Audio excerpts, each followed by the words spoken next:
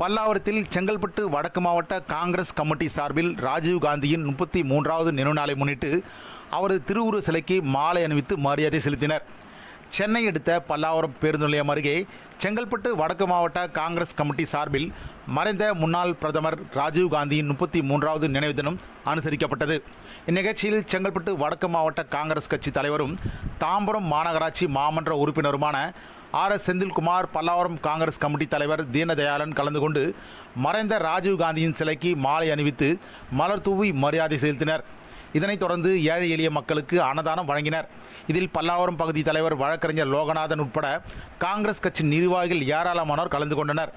மாவட்ட நிர்வாகி மத்தீன் கான் இந்நிகழ்ச்சியை ஏற்பாட்டினை செய்திருந்தார்.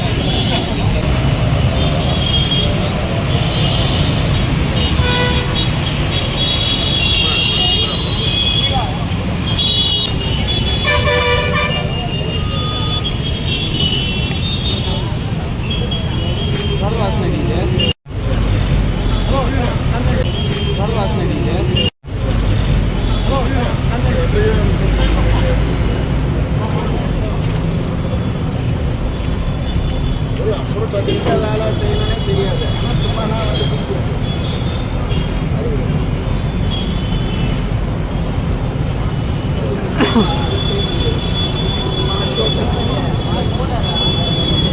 வீடியோ எடுத்துக்கிறோம்.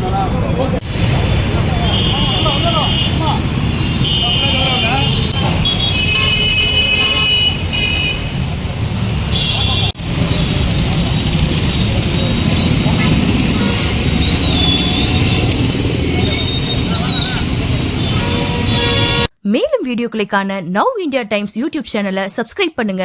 பக்கத்துல இருக்க பெல் பட்டனை மறக்காம கிளிக் பண்ணுங்க.